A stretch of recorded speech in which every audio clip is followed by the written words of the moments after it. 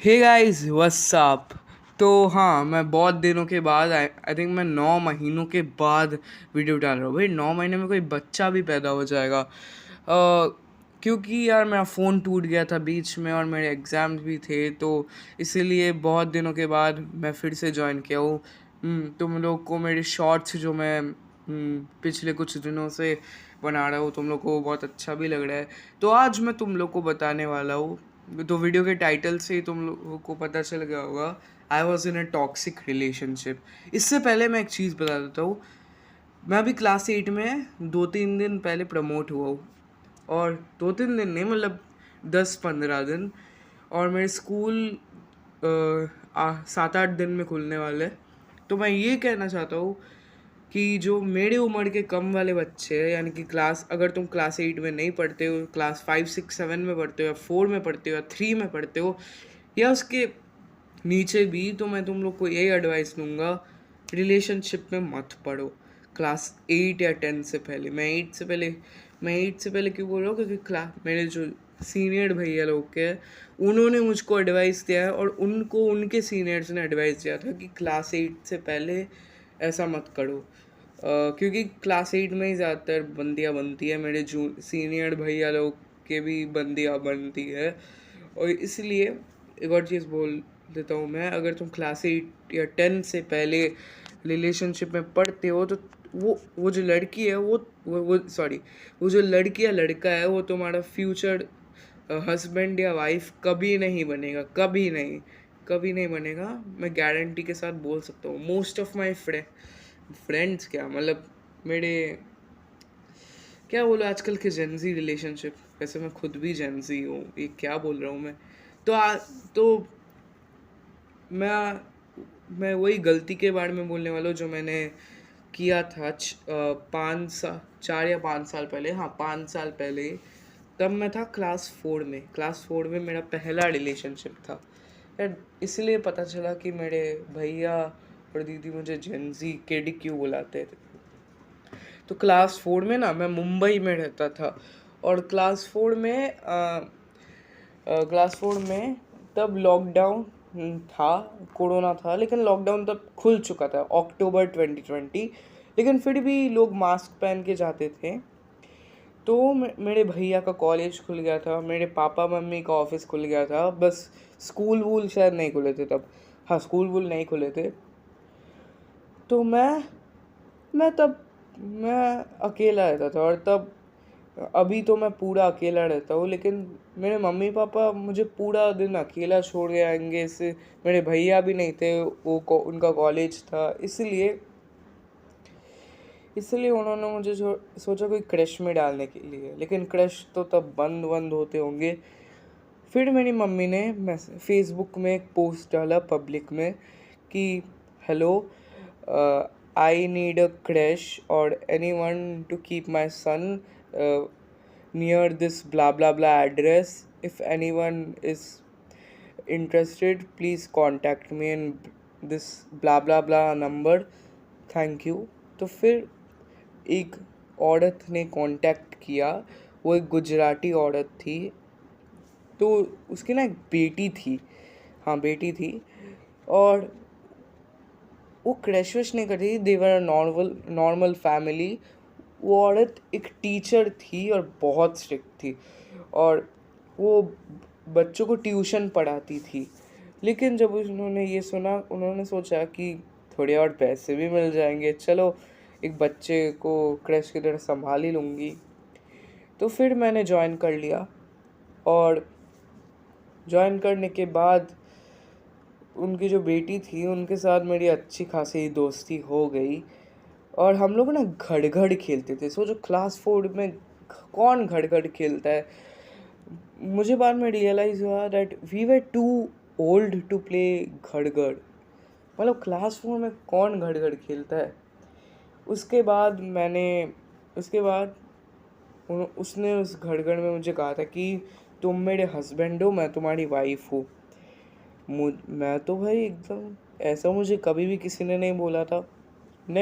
फिर मैंने सोचा कि मैं इसको आई लव यू बोल दूँ क्या। नेक्स्ट डे मैंने उसको बोला कि तुम मुझे पसंद हो, और उसने क्या बोला सोचो, उसकी हंसी तो मैं वीडियो बना रहा हूँ, उसने हाँ बोला एंड आवर रिलेशनशिप स्टार्टेड। उसके बाद भाई हम लोग रोज़ खेलते थे, टीवी में गाने सुनते थे, डांस करते थे। दिन बीत गए, हफ्ते बीत गए, 1 महीना बीत गया। पहले 2-3 हफ्ते वो मेरे से बहुत अच्छे से रही, लेकिन फिर वो ऐसा थोड़ा वो मुझसे चिढ़ने लगी और बहुत सेल्फिश सी हो गई थी। हाँ, वो सेल्फिश थी और उसका नाम हिया था और वो उसका रियल नेम है। और मैं उसका नाम बोलने के लिए एकदम तैयार हूँ, क्योंकि अब तो वो मेरा कुछ बिगाड़ भी नहीं सकती। मैं अभी कोलकाता में हूँ, वो मुंबई में है, और वो और उसके पास मेरा नंबर वंबर कुछ नहीं है, सो वो मेरा कुछ नहीं कर सकी। तो मैं उसका नाम बोल देता हूँ, हिया।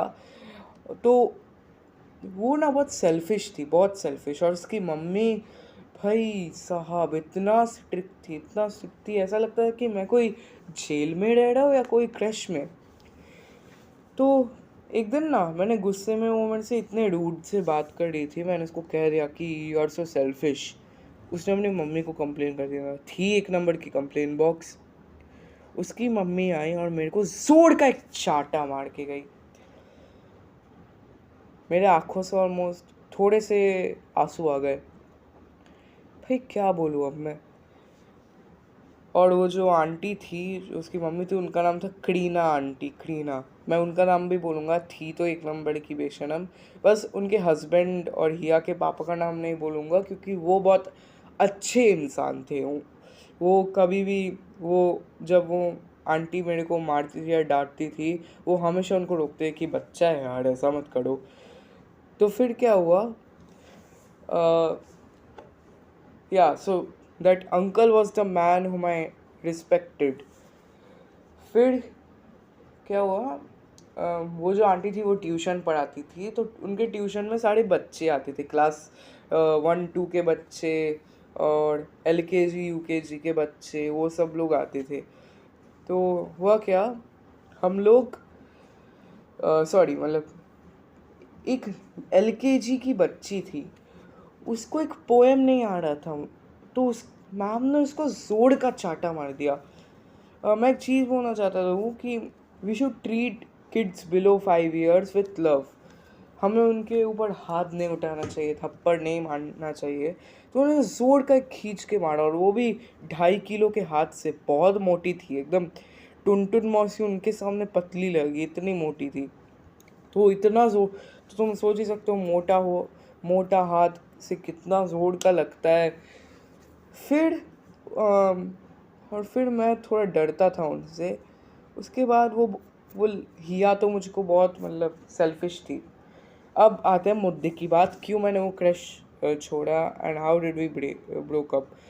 अब बहुत लोग मुझे पूछ रहे होंगे कि यार मैंने तब ब्रेकअप क्यों नहीं किया। भाई तब पहला रिलेशनशिप था, अगर इतनी जल्दी ब्रेकअप कर लूँ तो लोग बुद्ध तो बोलेंगे। Point of view of class 4 student. फिर मैं ब्रेकअप वेकअप उतना बात नहीं करता था। एंड उसके बाद हिया के पास ना एक छोटा सा ग्लास था बच्चों का, उसमें उसका नाम लिखा था हिया, और उसके पास एक और ग्लास था जिसमें मैं पानी पीता था। तो हिया को ना बर्दाश्त नहीं होता था कि मैं उस ग्लास में पानी पीऊँ। तो उस दिन एक दिन से इतना रूड बात किया कि तेरे को कल से ग्लास नहीं मिलेगा, तू क्या स्पेशल गेस्ट है हमारा यहाँ। फिर मुझे आया गुस्सा और मेरा ईगो हो गया हर्ट।